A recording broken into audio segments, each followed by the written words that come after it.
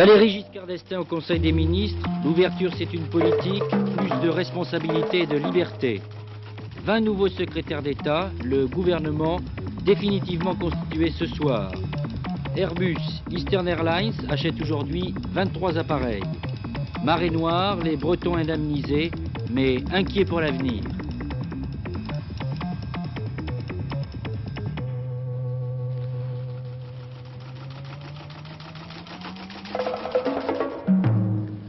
Mesdames, Messieurs, bonsoir. Rideau sur une pièce en 4 actes, la pièce post-électorale du gouvernement. Premier acte, Raymond Barre réunit son ancien gouvernement mercredi dernier et dit au revoir.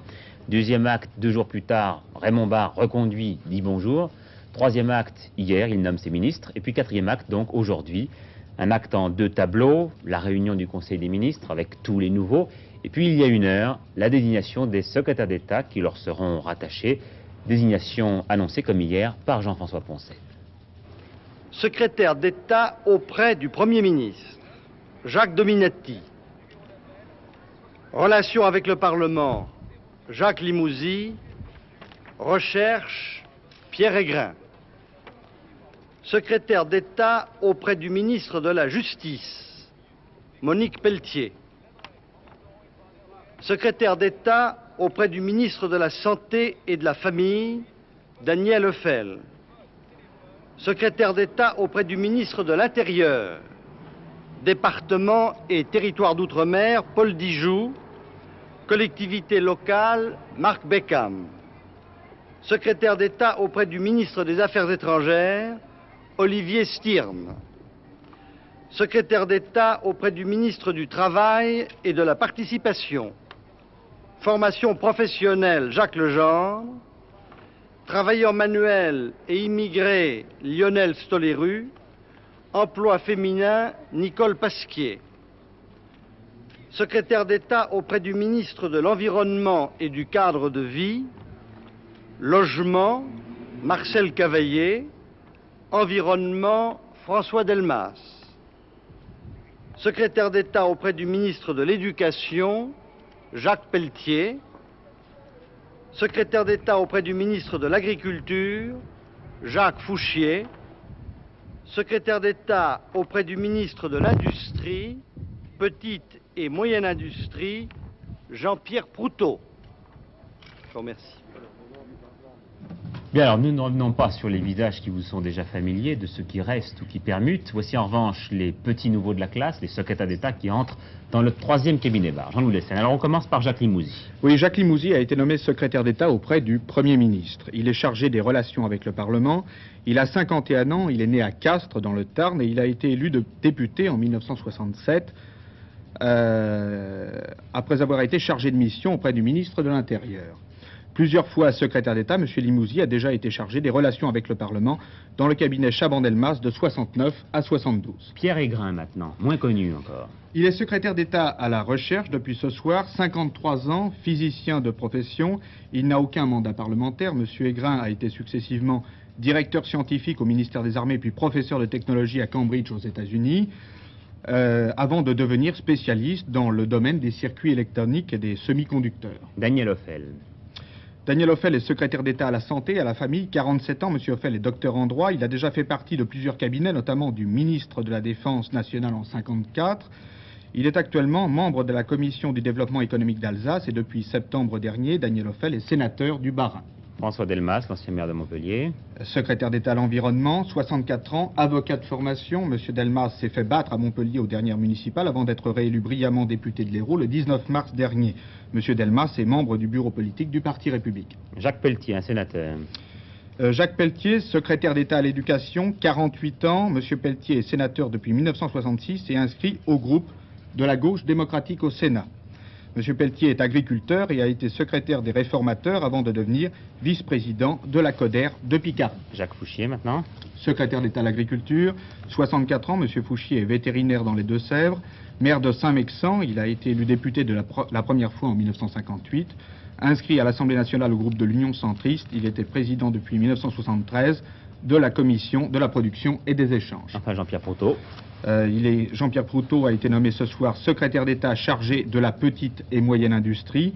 45 ans. M. Proutot est actuellement directeur de la mutualité agricole et conseiller de Michel de Baptiste, le président de la FNSEA. Auparavant, il était grand maître du Grand Orient de France. Voilà donc pour les nouveaux, leurs grands frères ont déjà commencé à travailler ce matin puisque le chef de l'État les avait réunis en conseil. Conseil un peu solennel, vous le voyez, puisque précédé d'une arrivée en fanfare. Un conseil qui n'avait pas d'ordre du jour particulier et qui a été presque entièrement consacré à une importante déclaration du président de la République. Le président a d'abord rappelé que les ministres se trouvaient devant une période de 3 ans sans élection à vocation nationale et qu'ainsi, ils pourraient s'attaquer en profondeur aux vrais problèmes du pays. 5 élections nationales en 6 ans, a dit Valéry Giscard d'Estaing, c'était trop.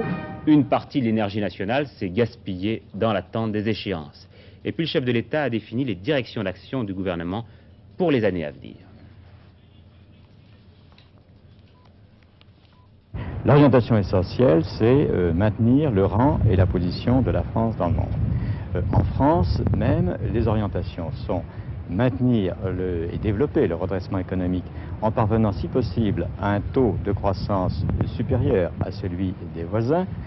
C'est le progrès social, c'est-à-dire la revalorisation des bas salaires, notamment des ouvriers ou des travailleurs manuels, ainsi que l'amélioration de la situation des familles. Et enfin, le troisième objectif, ce sont les libertés, c'est-à-dire le meilleur exercice des responsabilités au niveau local, notamment de la commune, et la lutte contre les excès de l'administration, ce que le président de la République appelle la marée blanche de la paperasse. Oui, il faut ajouter à ce qu'a dit Pierre Hintz, porte-parole de l'Élysée, que Valéry Giscard d'Estaing a défini sa conception de l'ouverture, qui se marquera par une recherche du dialogue avec l'opposition et par des mesures concrètes, telles qu'un accès plus large à l'information ou bien le financement régulier des partis politiques. Alors, un petit commentaire rapide, Noël, sur cette nouvelle composition du gouvernement depuis que sont connus les secrétaires d'État. Une composition qu'a commenté d'ailleurs le Premier ministre lui-même. Monsieur Barre, tout à l'heure, nous a dit sur le perron de l'Élysée, nous indiquait les 3 grands axes de ces nouvelles dominations. Premier axe, un souci d'efficacité. Deuxième axe, une volonté de meilleure représentation régionale. Et troisièmement, l'ouverture politique.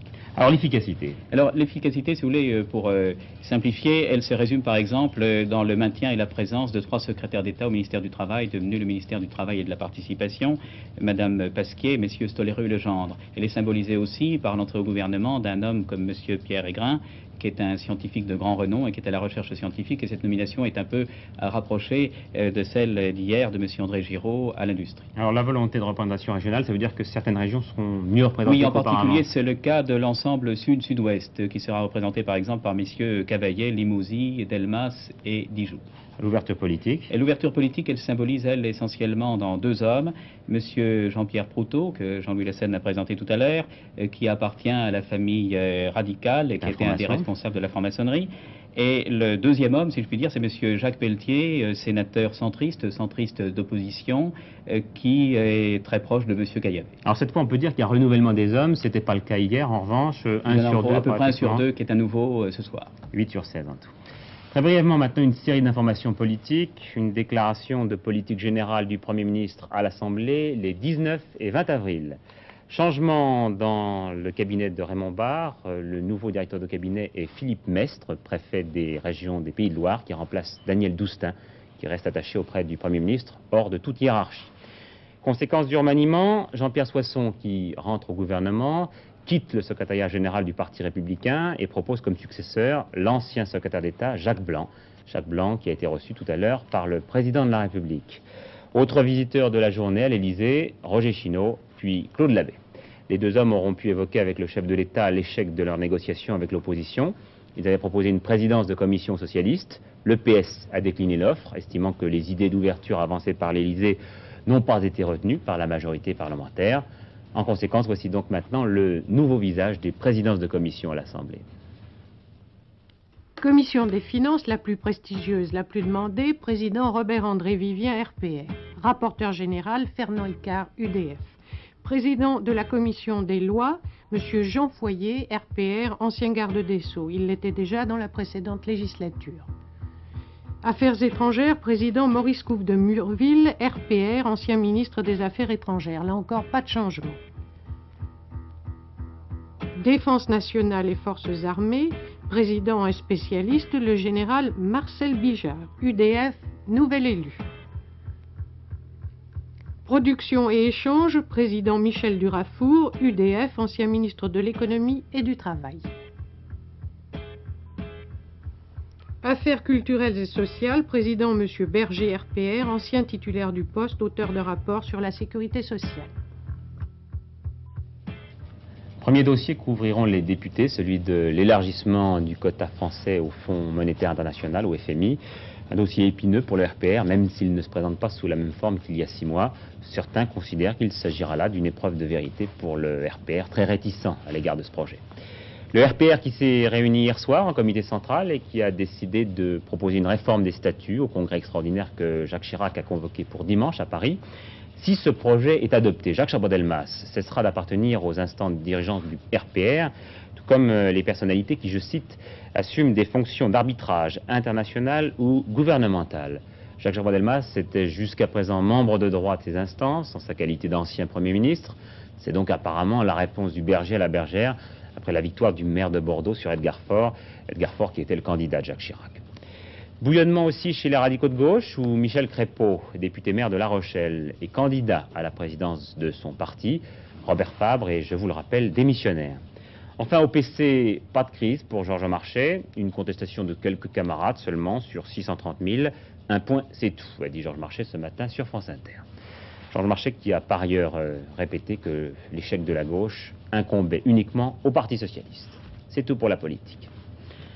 Valéry Giscard d'Estaing va, l'espace de 48 heures, s'extraire de ses réalités intérieures pour participer au sommet européen de Copenhague, qui réunira 9 chefs d'État ou de gouvernement demain et après-demain. Le président de la République entend y proposer une initiative européenne pour essayer de régler les problèmes monétaires internationaux. Nous en reparlerons demain avec nos envoyés spéciaux. Il existe aussi une Europe du chômage, je vous l'ai dit hier en annonçant un sujet qui n'est jamais arrivé. C'est la journée organisée par la Confédération des syndicats européens qui regroupe 40 millions de travailleurs et destinée à sensibiliser l'opinion sur les problèmes de l'emploi. Eh bien, les manifestations se sont encore poursuivies aujourd'hui à travers l'Europe.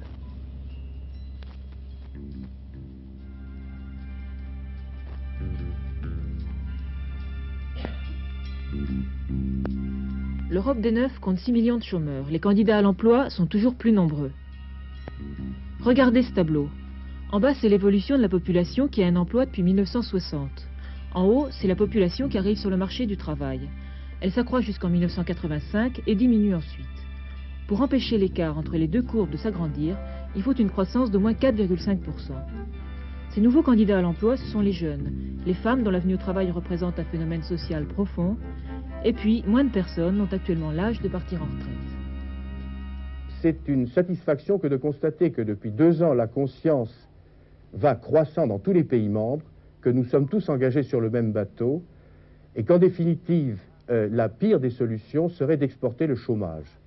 Nous savons tout ce qu'il y a comme tentation protectionniste, mais nous pensons que dans tous les milieux de la communauté, l'on prend conscience du fait que s'enfermer derrière les frontières, c'est aggraver encore la situation.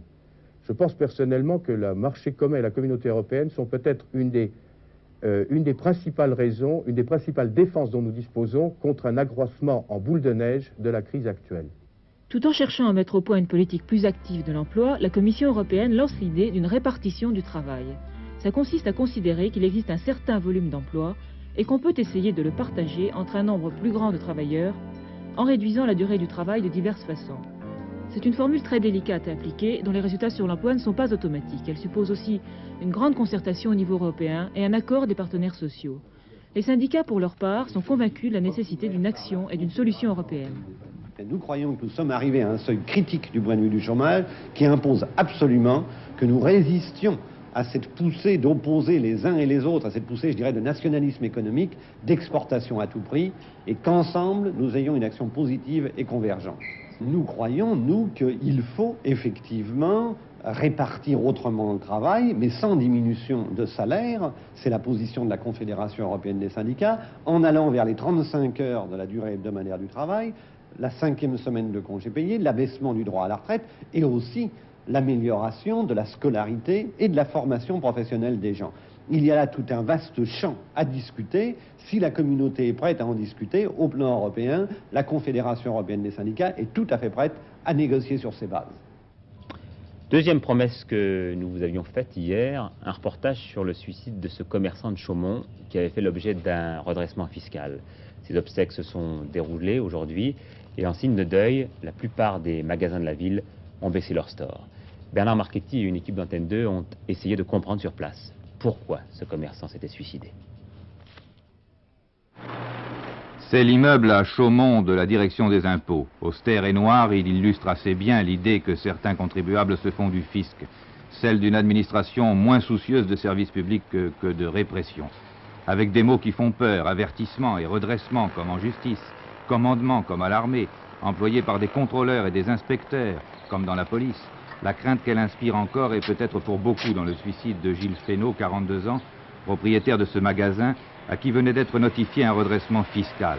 Les fonctionnaires, chaumontois eux aussi, désolés par ce drame, ont pourtant la conscience tranquille. La vérification de comptabilité a été conduite dans le respect le plus strict des règles de procédure. J'en ai suivi personnellement le déroulement. J'ai rencontré Madame Fesneau et je puis vous assurer que l'agent qui en a été chargé l'a conduite de la manière la plus sérieuse et la plus objective. C'était un très jeune agent, paraît-il. C'était un jeune agent, effectivement, mais qui avait la qualification nécessaire, qui était encadré en permanence par un inspecteur confirmé et suivi tout au long du déroulement de la procédure par un inspecteur principal. Personnellement, donc, à cet agent, vous ne feriez aucun reproche? Absolument aucun. Mais dans une petite ville, il faut tenir compte aussi de l'opinion des voisins. Et aux yeux de Gilles Fesneau, le redressement fiscal, fondé pourtant sur de simples erreurs et non pas sur une fraude quelconque, a pu apparaître comme une sanction infamante. À quoi ça rimait de me dire ça? À rien, ça. Il est mort pour rien, mon mari. Tout simplement parce qu'il n'a pas supporté toutes les tracasseries. Que voulez-vous, il dormait plus. Alors, il ne pouvait pas tenir. Bon, alors, il n'a pas supporté ça. Et c'est pourquoi le mot qu'il a laissé, Eric, dis-moi, qu'est-ce qu'il a dit, papa? Je ne sais plus. Porter. C'était de devoir me justifier de tout, comme le dernier des voleurs. Voilà. On se débrouillait, si vous voulez, à nous deux, pour arriver à quelque chose, pour avoir, comme tous les Français veulent, leur maison, puis leur bout de jardin. C'était tout ce qu'on demandait. Hein. Puis voilà. Puis voilà. Alors, vous voyez, on aurait fait comme beaucoup, tout bouffer notre fric au fur et à mesure. Eh ben, on n'en serait pas là aujourd'hui. Puis au moins, on aurait des souvenirs. Tandis que là, on n'a plus des regrets. Voilà, tout simplement. Airbus continue à marquer des points après une série d'options. Voici les commandes fermes. Celle de la compagnie Eastern Airlines qui vient il y a 2 heures de signer un contrat avec Airbus Industries. 23 appareils. La compagnie aérienne en avait déjà testé 4 depuis quelques mois sur la ligne New York-Miami. Et à en croire Jacques Segui, Jean-Louis Saporito, l'Airbus s'était taillé un joli succès sur la ligne. C'est un des 4 Airbus utilisés par la compagnie américaine depuis le mois de décembre. Il fait 2 fois par jour la navette entre New York, Kennedy Airport ici, et la Floride. Le taux de remplissage est assez élevé et sa consommation en carburant est 1/4 inférieure à celle de ses concurrents. Les dirigeants d'Eastern font donc des bénéfices et, c'est très important aux États-Unis, ils en ont tiré des conclusions immédiates. C'est pourquoi le contrat de 23 Airbus a été signé par la compagnie Eastern Airlines.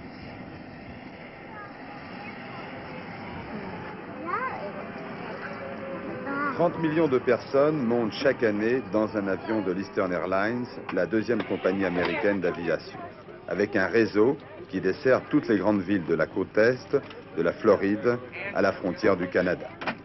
Frank Borman, l'ancien astronaute qui fut le premier homme à tourner autour de la Lune en 1968, est aujourd'hui à 50 ans le président d'Eastern Airlines.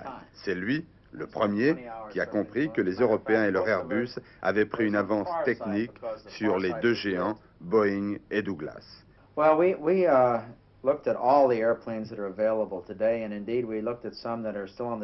Airbus, le A300? Eh bien, parce qu'il est en ce moment celui qui convient le mieux à notre compagnie et aussi parce qu'il nous permet d'économiser 25% de carburant par rapport aux autres avions. Et je pense que l'achat de ces 23 premiers Airbus n'est qu'une première étape pour ma compagnie. Où en est le financement? Eh bien, j'ai déjà dit que ce qui est bon pour Eastern est bon pour nos banquiers. L'optimisme de Borman marquera la réussite du projet Airbus. Un avion vaut 150 millions de francs, le marché conclu avec l'Amérique va faire d'abord le bonheur des ateliers de Toulouse, la France étant le maître d'œuvre du projet. Aux États-Unis, d'autres compagnies, Allegheny, United Airlines notamment, pourraient emboîter le pas à leur rival américain. Demain, un reportage de François Cornet sur le premier vol du même appareil à Moscou cette fois. Chili, on s'interroge, s'oriente-t-on vraiment vers une libéralisation du régime? Toujours est-il qu'après le lever du couvre-feu, le général Pinochet a annoncé que tous les prisonniers politiques verraient leur peine graciée ou commuée en exil. Liban, grave accrochage. Hier après-midi, une patrouille israélienne a été prise sous le feu de Fedaïn, près de Tyr. 3 ou 4 Israéliens ont trouvé la mort au cours de cet incident. Et puis à l'instant, une dépêche fait état d'autres incidents entre des casques bleus norvégiens et peut-être même français, dit la dépêche, avec des Fedaïn. C'est par le biais du sport que j'en arrive à la marée noire. La Fédération française de rugby a en effet décidé de faire payer une taxe de 2 francs à tous les acheteurs de billets pour tous les matchs qui vont se dérouler ce week-end en championnat de France, une centaine en tout.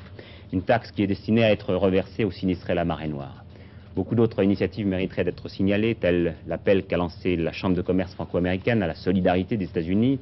Là encore, on attend des subsides conséquents qui s'ajouteront aux indemnisations que commencent à recevoir dès maintenant ceux qui habitent le Finistère Nord et les Côtes du Nord. Tout le monde sera indemnisé, mais personne ne tirera profit de cette affaire. Mark Beckham, qui est le coordonnateur envoyé sur place par le gouvernement, a tenu à faire cette déclaration après la catastrophe. Il est vrai que le pétrole pollue assez les plages comme ça, il ne faut pas le laisser polluer les esprits. Et pourtant, dans certaines communes, des bruits commencent à courir. Un tel aurait touché une grosse somme, un autre aurait déclaré un sinistre énorme. Chacun se sent menacé et la méfiance s'installe par endroits. Car en effet, parmi les 4000 sinistrés, nul ne sait quel sera son avenir. Ostréiculture, près de 60 entreprises sont touchées, en particulier dans les abers. La destruction des stocks a été constatée sur place devant huissiers et les remboursements seront faits en fonction de la mortalité des huîtres. Les ouvriers, environ 500 personnes, sont considérés comme étant en chômage économique. Reste à fixer le préjudice à long terme. Dans certains endroits, le sol est imbibé de mazout jusqu'à 50 cm de profondeur. Nous avons proposé, le principe du chômage économique était accepté par l'administration, mais nous avons proposé de les garder à notre service à condition qu'on nous avance les salaires. Ça nous permettrait de continuer à vaquer aux travaux des parcs puisqu'on ne peut plus expédier et d'autre part de mettre notre service, nos employés au service de la marée noire. Les Gouémoniers, 211 personnes vivent de cette activité dans le secteur sinistré. Certains ont touché 1244 francs par quinzaine d'indemnisation, plus les dons distribués par quelques communes, 1000 francs en moyenne par famille. La plupart n'ont pas envoyé de dossier d'indemnisation. La campagne des algues doit en effet commencer le 15 avril.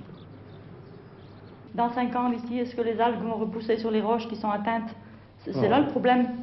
Ah oui, pour nous, le problème ne se pose pas actuellement dans les jours à venir. Hein. Nous, c'est ce qu'on voit, on voit les années qui vont venir. C'est surtout ça qui compte pour le Gouémonier, parce qu'il ne sait pas s'il pourra faire vivre sa famille, s'il pourra payer ses traites ou s'il faut qu'il change de métier.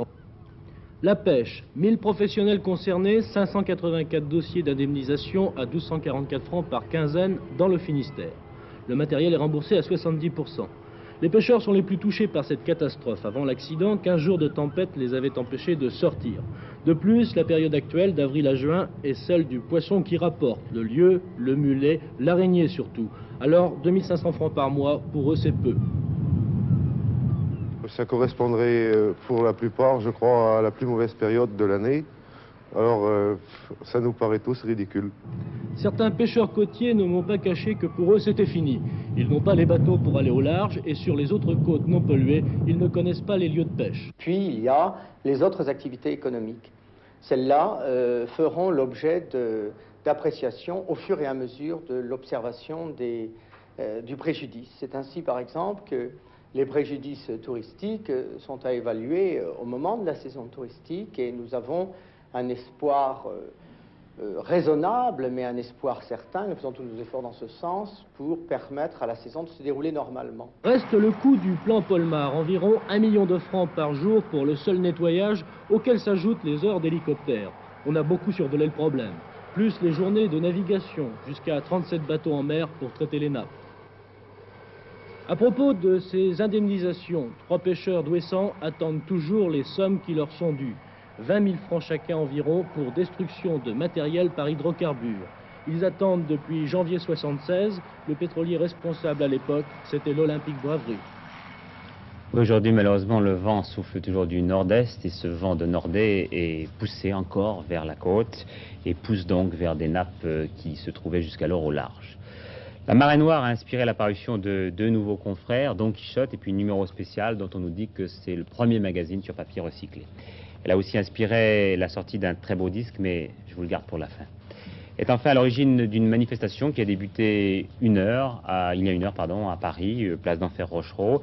Manifestation à l'appel des partis de gauche, de la CGT, de la CFDT et des associations écologiques. Une manifestation qui est en train de se disperser, mais il y a, me dit-on, des incidents. Il y avait un tiercé aujourd'hui à Auteuil, il fallait jouer le 3, le 4 et le 2. Les rapports, vous les voyez s'inscrire sur votre écran. Un peu plus de 6 000 francs dans l'ordre et un peu plus de 800 francs dans un ordre différent. Tout cela pour 5 francs. La météo pour demain maintenant, eh bien, le ciel sera couvert sur les régions méridionales et il pleuvra dans les Alpes et le Jura. Ailleurs, eh bien, le temps sera frais, bien ensoleillé, excepté sur la Manche où les nuages resteront abondants. L'amélioration devrait se poursuivre ce week-end. Samedi, il y aura bien quelques pluies sur les régions méridionales, mais ailleurs, du beau temps. Et puis dimanche, il fera assez beau sur l'ensemble du pays, même si le ciel devient plus nuageux dans l'après-midi. Une semaine après la province, vous le savez, c'est la région parisienne qui part en vacances de printemps, après-demain. Il vous est fortement déconseillé de prendre la route samedi de 8h à 12h. Partez avant ou après, nous dit le ministère de l'Équipement. Prochain journal, Patrick Lecoq à 22h52. Mais pour terminer, comme promis, voici maintenant le disque dont je vous parlais. Il a été enregistré par les plus grands chanteurs bretons au bénéfice des sinistrés, la Marée Noire. Je propose d'écouter la chanson de Glenmore qui a donné son titre à l'ensemble du disque, Ils se meurent, nos oiseaux. Bonsoir à tous, à demain. Savez-vous les temps où l'amour des mers nos frères de caravelle croisaient le Terre-Neuve, où le marchand phénicien légère nacelle coulait le bateau génois quand il chantait aux oiseaux. Savez-vous les temps où l'or avait goût d'écume, où la pierre était de lune et le navire se foulait là-bas? Qui nous dira s'il fallut l'orage, s'il fallut la guerre pour qu'ils ne reviennent pas, puisqu'ils chantaient aux oiseaux. Savez-vous les temps où l'empire d'argent relevait du courage et le marchand était soldat, qui bâtissait au fil des ans, était maître d'abordage, filait le rocher et défiait les vents, lorsque chantaient aux oiseaux. Ils ont fui les temps où l'apôtre était marin, où la Vierge gardait la voile et la bannière du conquérant. Ils ont fui les temps où l'île avait nom de bataille, et qu'importe si le flux poussait la canaille à violer les filles du Levant, car ils chantaient aux oiseaux. Ils sont venus les temps où l'or germait du sable de bâtisser l'océan, et pour que juste soit la fable, le salaud se fait marchand. Ils sont venus les temps où l'argent du connétable achète la mer à l'encan, et pour qu'injuste soit la fable, la noire marée brise l'envol du goéland, car il se meurt nos